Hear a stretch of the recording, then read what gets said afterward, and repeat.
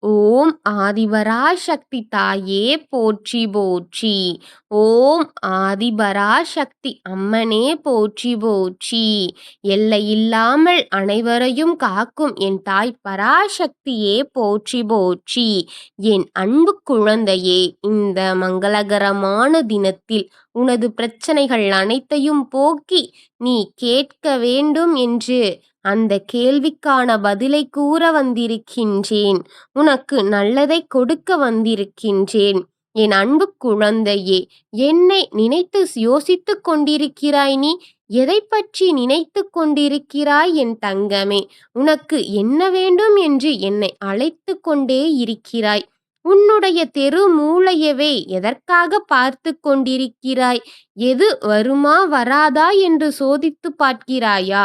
யோசித்து யோசித்து உன் தலையே வெடித்து போகும் அழகுதான் ஆய்விட்டதே என் தங்கப் பிள்ளையே. ஆனாலும் கூட அளவுக்கு அதிகமாகத்தான் வேதனைப்பட்டு கொண்டிருக்கிறாய். நானும் வேதனைப்படாதே என் தங்கமே என்று கூறினாலும் கூட நீ எங்கே கேட்கிறாய்? வேதனைப்பட்டால் மட்டும் நொடியிலே எல்லாம் சரியாகி விடுமா? கூறு, நீ நன்கு யோசித்துப் பார் என் தங்கமே. நடப்பது நடந்தே தீரும். அது நல்லதாக நடக்க வேண்டும் என்றுதான் என்னை ஒவ்வொரு காரியத்திலும் என்னிடம் ஒப்படைத்துவிடு என் தங்கமே என்றுதான் நான் நாள்தோறும் உன்னிடம் கூறிக்கொண்டே இருக்கின்றேன். என் அன்பு பிள்ளையே, மிக முக்கியமான காரியத்தோடுதான் உன்னை தேடி உன் தாய் இப்பொழுது வந்திருக்கின்றேன் என் தங்கமே. மிக முக்கியமான ஒரு விருந்தாளி உன் வீட்டின் வாசலில் நின்று கொண்டிருக்கிறார் என் தங்கமே. நீ இதை முழுமையாக கேட்டால் மட்டுமே அவர் உன் வீட்டிற்குள் வருவார் என் தங்கமே. அவர் இன்று உனக்கு நடக்கும் ஒரு தவறான காரியத்தை தடுத்து நடக்க வேண்டும் என்று நீ காத்திருக்கும் ஒரு நல்ல காரியத்தை இன்று நடத்தி கொடுப்பேன் என்று எனக்கு வாக்களித்து கொடுத்திருக்கிறார் என் தங்கமே. அந்த வெளியில் நிற்கும் நபர் யார் தெரியுமா? அவர் வேறாரும் கிடையாது என் தங்கமே. சுடுகாட்டு காளியே, உன் வீட்டின் உள் வர துடித்துக் கொண்டிருக்கிறாய். அதற்கு நீ இதை முழுமையாக கேட்க வேண்டும் என் தங்கமே. உன் வீட்டிற்குள் அழைத்துவிடு பிள்ளையே. காரணமாகத்தான் கூறுகின்றேன், என்ன தெரியுமா? இதை முழுமையாக கேள் பிள்ளையே. இதை முழுமையாக கேட்டால்தான் நடப்பது புரியும். அப்பொழுதுதான் உனக்கு நடக்க வேண்டிய நல்லது நடத்தி கொடுக்க முடியும் என்பதால்தான் உன் மனதை ஒருநிலைப்படுத்தி இதை முழுமையாக பொறுமையாக நிதானமாக கேள் என் தங்கமே.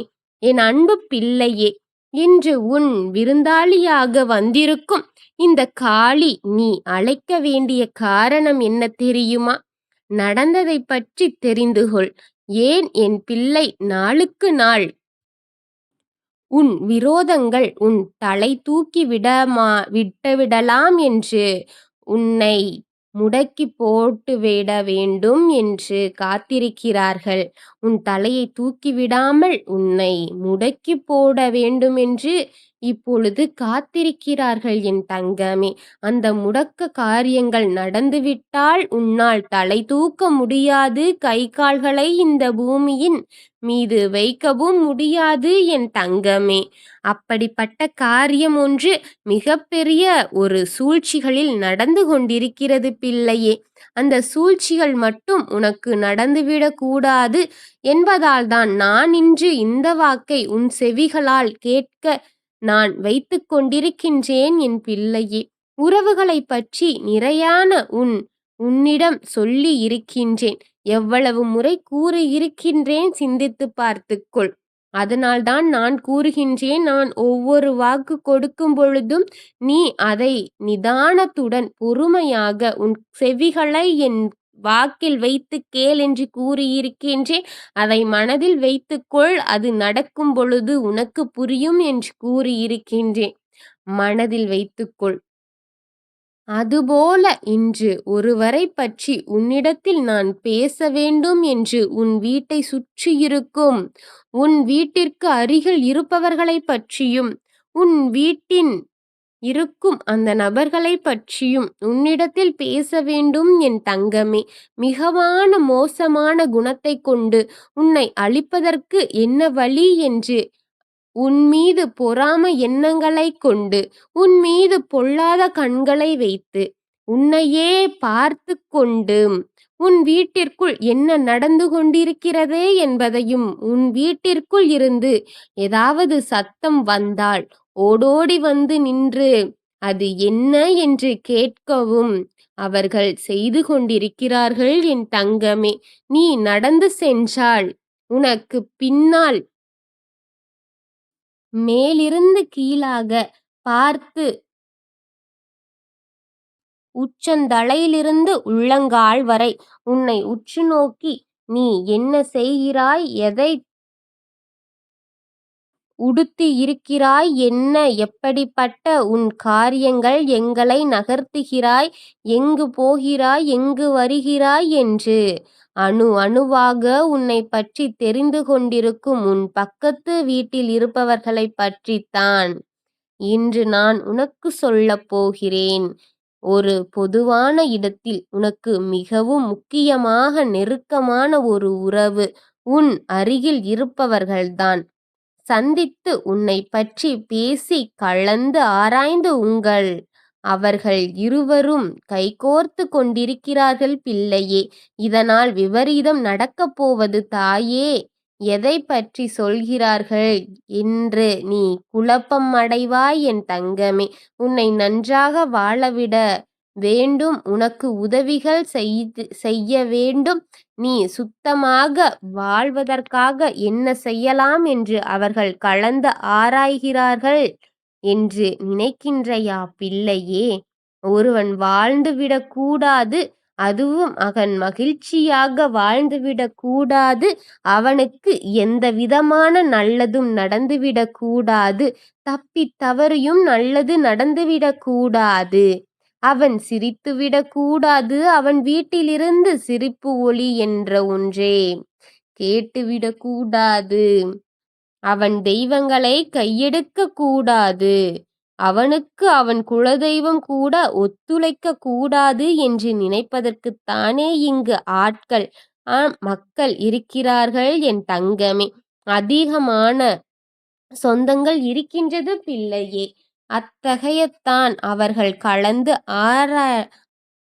ஆலோசித்துக் கொண்டிருக்கின்றார்கள் என் தங்கமே. உன் உறவினர் அவர்களிடம் கேட்பது, அவன் என்ன செய்கிறான், அவன் என்ன செய்து கொண்டிருக்கிறார்கள், அங்கு தெய்வத்தை வணங்குகிறார்களா? அப்போதுதான் உன் அருகில் இருப்பவர்கள் சொல்கிறார்கள், என்ன கேடு நடந்தாலும், அவன் வீட்டில் என்ன பிரச்சனைகள் நடந்தாலும் அவர்கள் தெய்வத்தை வணங்குவதை விடுவதில்லை. தெய்வத்தின் வாக்கு அவர்களின் வீட்டிற்குள் ஏதோ ஒன்று ஒலித்துக் கொண்டே இருக்கிறது. நானும் கவனித்துக் கொண்டுதான் இருக்கின்றேன். முதலில் அவன் தெய்வ நம்பிக்கையை தடுத்து நிறுத்துங்கள் என்று அருகில் இருப்பவனிடம் போய் உன் உறவினர்களால் சொல்கின்றான் என் பிள்ளையே. புரிகிறதா நான் சொல்வது? இல்லை, புரிகிறதா உனக்கு? எதை நிறுத்த சொல்கிறார்கள் தெரிகிறதா?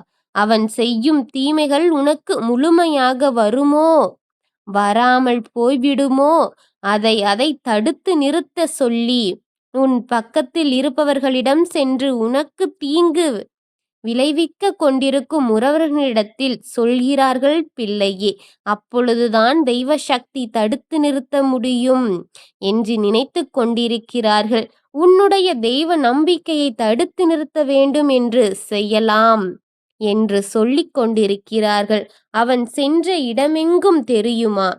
அவன் சுடுகாட்டுக்கு சென்றிருக்கிறான் பிள்ளையே. என்ன செய்ய வேண்டும் என்று தெரியுமா?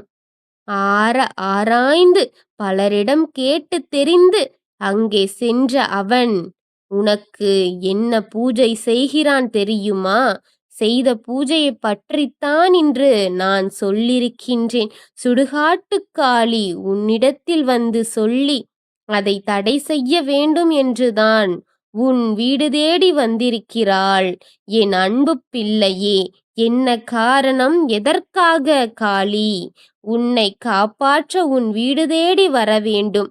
நீ இரக்க குணம் கொண்டவன். நீ யாருக்கும் எதையும் தீங்காக செய்துவிடவோ இல்லை தீங்கு நினைக்கவும் கூடாத என் தங்க குழந்தை.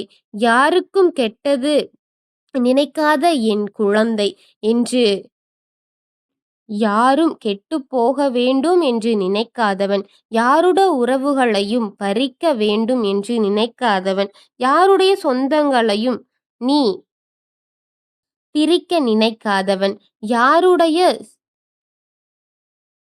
சொத்திற்காகவும் சுபத்திற்காகவும் பறிபோகவில்லை.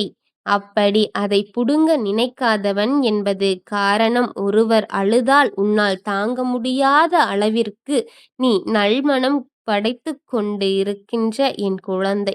ஓ, அவர்கள் அழுததை நீ பார்த்துவிட்டால் ஓடோடி சென்று உதவி செய்யும் உனக்கு எக்காரணத்தைக் கொண்டும் இந்த பூஜை பழுத்துவிடக் கூடாது என்று உன்னை தேடி இன்று காளி விருந்தாளியாக உன் வீட்டிற்கு வந்திருக்கிறாள் என்பது சத்தியம் என் பிள்ளையே. எக்காரணத்தைக் கொண்டும் உன்னுடைய புத்திகள் தடுமாறினாலும் தெய்வ பக்தியை விட்டுவிடாதே. தெய்வத்தின் நம்பிக்கையை விட்டுவிடாதே. தெய்வம் இல்லை என்றால் இந்நேரத்தில் நீ இல்லாமல் போயிருப்பாய். இது சத்தியம். புரிகிறதா? புரிந்து கொண்டால் இந்த உலகில் வாழ்ந்து விடுவாய். புரியவில்லை என்றால் நான் தான் உனக்கு தடுமாற்றம் அதிகமாக வரும். ஒவ்வொரு தெய்வமும் உனக்கு துணையாகத்தான் இருக்கின்றது. இந்த நேரத்திலும் உன்னை கைவிட்டு வேடிக்கை பார்க்க கூடாது என்பது எனது உண்மையான உன் பக்திக்கு நான் செய்யும் சமர்ப்பணம். உண்மையின் என் தங்கமே, நான் நம்பிக்கையோடுதான் இருக்கின்றேன். தெய்வத்தை வணங்கிக் கொண்டுதான் இருக்கின்றேன் என்று நீ என்னிடம் சொன்னால் எனக்கு புரியாது. ஏனென்றால் ஏனென்று நினைக்கிறாயா? உன்னைத்தான் நான் அனுதினமும் பார்த்து கொண்டிருக்கிறேனே என் செல்லமே. தெய்வத்தை நம்பிக்கையை கைவிடாத உன்னை என்றும் தெய்வம் கைவிட்டு விடாது என்பது சத்தியம் என்பதை முதலில் புரிந்துகொள் என் தங்கமே. இன்று உன்னிடம் ஒன்னே ஒன்று மட்டும் கூறிக்கொள்ள வேண்டும். காளியை கைவிட்டு விடாதே. வணங்கு என்று அந்த காளி இன்று நடக்கக்கூடாததை தடுத்து நிறுத்தி உனக்கு நடக்க வேண்டிய காரியத்தை இன்று நடத்தி கொடுக்க வந்த அந்த காளியின் பெயரை உச்சரி என் பிள்ளையே. அப்பொழுதுதான் இந்த நேரத்தில் இந்த நிமிடத்தில் காளி உன் வீட்டிற்கு அடியெடுத்து வந்து வைத்து விடுவார் பிள்ளையே. உடனடியாக நீ செய்ய வேண்டியது காளியின் நாமத்தை உச்சரிக்க வேண்டும். முறை உச்சரித்தால் முறையாக உச்சரிக்க நடக்கக்கூடியதை தடுத்து நிறுத்தி நடக்க வேண்டிய நல்லதை இன்று உனக்கு நடத்தி கொடுக்கும் அந்த காளி இப்பொழுது உனக்கு நடத்தி கொடுக்க காத்திருக்கிறார் என் தங்கமே. இது சத்தியம், சத்தியம், சத்தியம். ஒன்றே ஒன்று மட்டும் செய். சலித்துக் கொள்ளாதே. காரணத்தோடு தான் கேட்கின்றேன் எத்தனை முறை என்று. சலித்து விடாதே என் அன்பு குழந்தையே. உன் மனதில் அதுபோல உன்னுடைய நல்ல காரியம் இன்று நடக்கவும் உனக்கு நடக்கூடாத கெட்ட காரியம் தடுத்து நிறுத்தவும் இந்த காளி நிறுத்துவதற்கு இன்று உன் மனதார இந்த காளியையும் பராசக்தியையும் வேண்டு. நான் உங்களுக்கானதை நடத்தி கொடுப்பேன் என்று நம்பிக்கையோடு நீ வணங்கு என் தங்கமே. இன்று உனக்கு அனைத்து கடமைகளையும் செய்து முடித்து தருகின்றேன் என் தங்கமே. உனக்கு அனைத்தையும் நடத்தி வைத்து உன்னை அரியணையில் அமர வைத்து வேடிக்கை பார்ப்பேனே தவிர கைவிட்டு விட மாட்டேன். முன் தாய் ஆதிபராசக்தி என் தங்கமே. ஓம் ஆதிபராசக்தி தாயே போற்றி போற்றி. ஓம் பராசக்தி அம்மனே போற்றி போற்றி. எல்லாவற்றையும் காத்து எல்லாவற்றிற்கும் நல்லதை செய்யும் என் ஆத்தா தாயே போற்றி போற்றி. வாழ்க வளமுடன்.